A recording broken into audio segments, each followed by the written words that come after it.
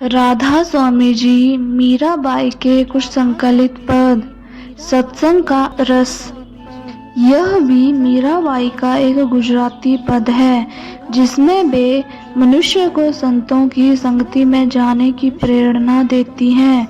सत्संग का रस शुरू में कड़वा लगता है क्योंकि मन को स्थिर तथा नियंत्रित होना पसंद नहीं है, परंतु निरंतर संतों की संगति में रहने से मन पर सत्संग का रंग चढ़ने लगता है और वह उसमें रस लेने लगता है।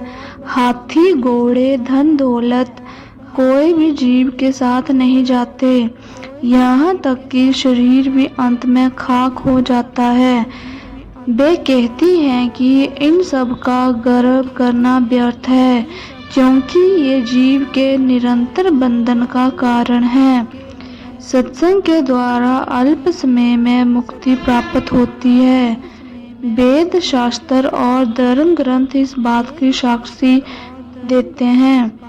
सत्संग नो रस चाख प्राणी, तू तो सत्संग नो रस चाख। प्रथम लागे तीखो न कड़बो, पंछी आवा केरी शाखा।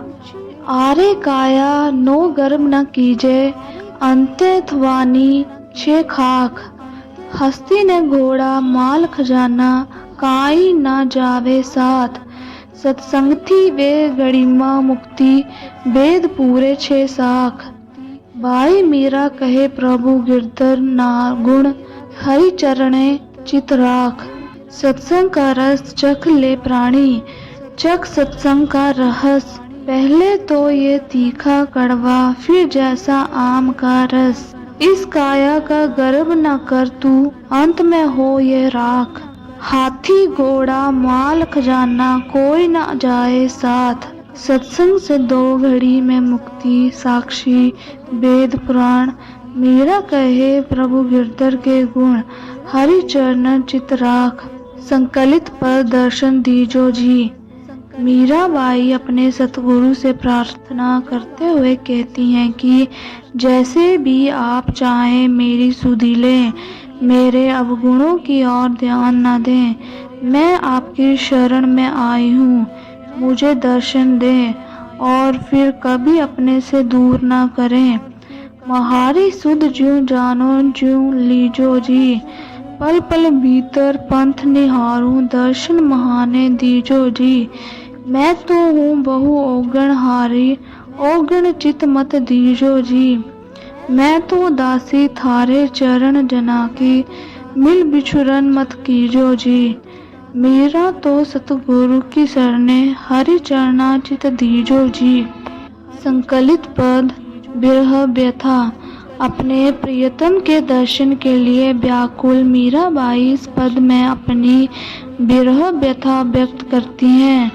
प्रभु के वियोग में उन्हें पल भर के लिए भी चैन नहीं मिलता। उनकी एक एक रात 6 महीने की हो गई है और वे इस प्रकार तड़प रही हैं मानो उनके हृदय में करवत चल रही हो। दर्श बिन दुखन लागे नैन, जब से तुम बिछड़े मेरे प्रभु जी, कबहू ना पायो चैन। शब्द सुनत मेरी छतिया कांपे, मीठे लगे तुम बैन। एक टकटकी पंथ निहारूं, भई छमासी रैन। बिरह बिथा कांसू कहूँ सजनी, बह गई करवत ऐन। मीरा के प्रभु कब्र मिलोगे, दुख मेटन सुख देन। संकलित पद कुंवारी क्यों रही।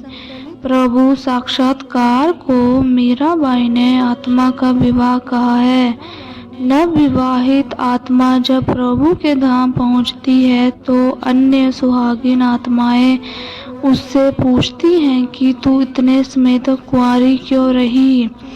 आत्मा उत्तर देती है कि वह युगों युगों से कुंवारी ही रहती आई है क्योंकि उसे सतगुरु नहीं मिले।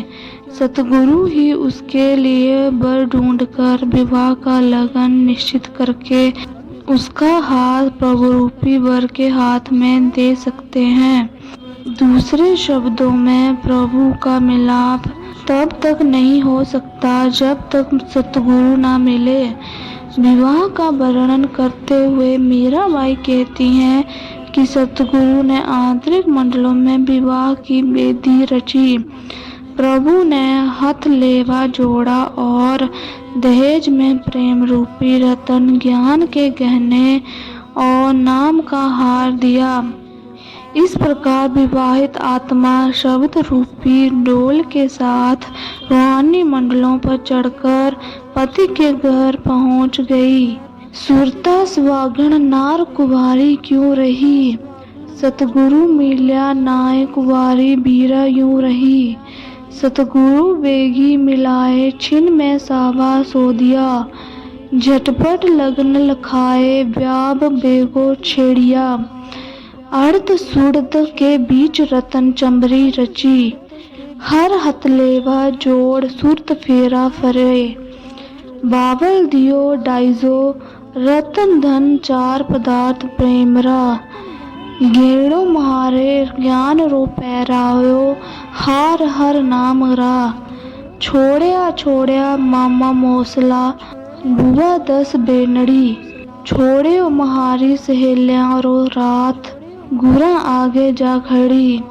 परण परणाए गणा दिन रही महारा बाप रे, अब महू चढ़ गई डोल बजाए घर चाली आपने।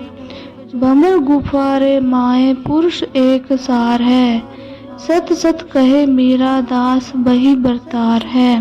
संकलित पद नाम रतन धन। इस पद में मीराबाई नाम की प्रशंसा करते हुए कहती हैं कि मुझे यह अनमोल धन मेरे सतगुरु ने दिया है और मुझे कृपा करके अपना लिया है।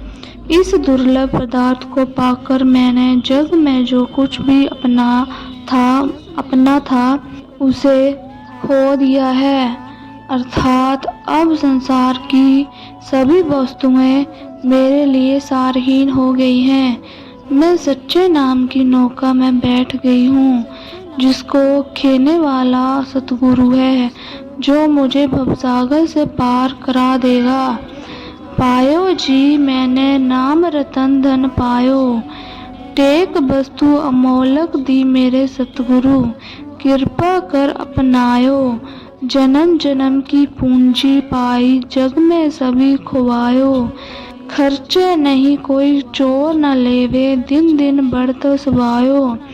सत की नाभ खेवटिया सतगुरु भवसागर तर आयो, मीरा के प्रभु गिरधर नागर हरख हरख जस गायो। संकलित पद मैं अपना घर जानी।